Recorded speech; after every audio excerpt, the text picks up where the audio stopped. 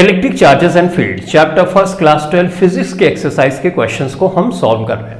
Question number 1.21 says a conducting sphere of radius 10 centimetre has an unknown charge. एक conducting sphere है जिसकी radius है 10 centimetre, उस पर अननोन चार्ज है लेकिन हमको पता नहीं है। If the electric field 20 centimetre from the centre of sphere is 1.5 into 10 to power 3 newton पर coulomb and points radially inward. अगर इस स्फीयर से 20 सेंटीमीटर के डिस्टेंस पे जो इलेक्ट्रिक फील्ड इंटेंसिटी है उसका मैग्नीट्यूड ये है और उसकी डायरेक्शन रेडियली इनवर्ड है, what is the net charge on the sphere. तो ऐसी कंडीशन में स्फीयर पे नेट चार्ज कितना होगा। तो सबसे पहली चीज यहां पे जो इलेक्ट्रिक फील्ड की डायरेक्शन है वो रेडियली इनवर्ड है, इसका मतलब जो चार्ज स्फीयर पे है वो नेगेटिव नेचर का है, राइट। अगर पॉजिटिव नेचर का चार्ज होता है तो इलेक्ट्रिक फील्ड की डायरेक्शन रेडियली आउटवर्ड होती है। तो चार्ज का नेचर क्या है ये तो हमको पता हो गया। अब हमको पता करना है चार्ज का मैग्नीट्यूड क्या है।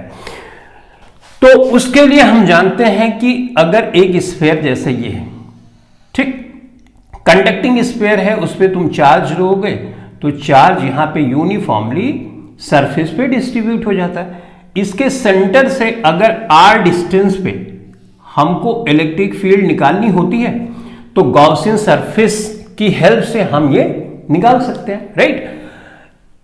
इसका जो फार्मूला बनता है वो फार्मूला होता है इलेक्ट्रिक फील्ड का E is equal to k q upon r square. R इस स्फीयर के सेंटर से जहां पे इलेक्ट्रिक फील्ड इंटेंसिटी हमको देखनी है वो डिस्टेंस होती है, ठीक है। हमको निकालना है क्यू तो इसको रीअरेंज कर लेंगे, E R square divided by के, करेक्ट। ई की वैल्यू बच्चों ऑलरेडी दी गई है तो 1.5 इंटू 10 टू पावर 3 और आर यहां पे डिस्टेंस हमको सेंटर से जहां पे इलेक्ट्रिक फील्ड इंटेंसिटी निकालनी है वो डिस्टेंस लेनी है, ना कि जो स्फीयर है इसकी रेडियस को लेनी है। यहां रेडियस भी दी गई है तो कंफ्यूज नहीं होना, ये डिस्टेंस लेनी है।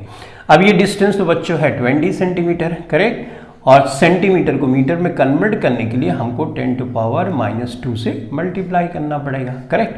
अब ये बन गया मीटर में। K की वैल्यू होती है लगभग 9 इंटू 10 टू पावर 9। अब इसको हम करेंगे सिंप्लीफाई। 1.5 यहाँ पे एज इट इज रखने दो, 9 है और ये 3 है तो 9 में से 3 माइनस कर दो तो हो जाएगा 6 और ये पॉजिटिव ऊपर जाएगा तो -6 हो जाएगा, करेक्ट। 9 ऐसे ही रखो, ठीक बात है। चलो भाई इसको सिंप्लीफाई करो तो ये हो जाएगा 400 को तुम ऐसे भी लिख सकते हो 4 into 10 to power 2, correct. Squared है ना और पावर के ऊपर पावर रहेगी तो हम ऐसे कर सकते हैं, राइट। अब इसको हम और सिंप्लीफाई कर लेते हैं।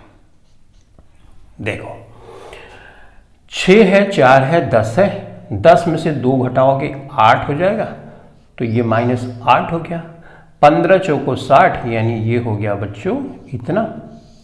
9 यहाँ पे है, इसको सिंप्लीफाई कर दो, देखो कैंसिल करोगे 3 2 ज़ा 6, 3 3 ज़ा 9, 2/3 आया। इसको सिंप्लीफाई करोगे तो 0.666 ऐसा करके आएगा और 10 टू पावर 8 आएगा, करेक्ट। देखो अब इसको थोड़ा सा और सिंप्लीफाई करोगे यानी साइंटिफिक नोटेशन में लिखोगे तो इसको लिख सकते हो 6 पॉइंट और राउंड ऑफ भी कर लो तो 6.7 लिख सकते हो। राउंड ऑफ 6 का करोगे 6.7 हो जाएगा। अब ये डिसिमल पॉइंट हमने इधर प्लेस किया हुआ है तो इसका मतलब ये 10 टू पावर 9 लिखना पड़ेगा।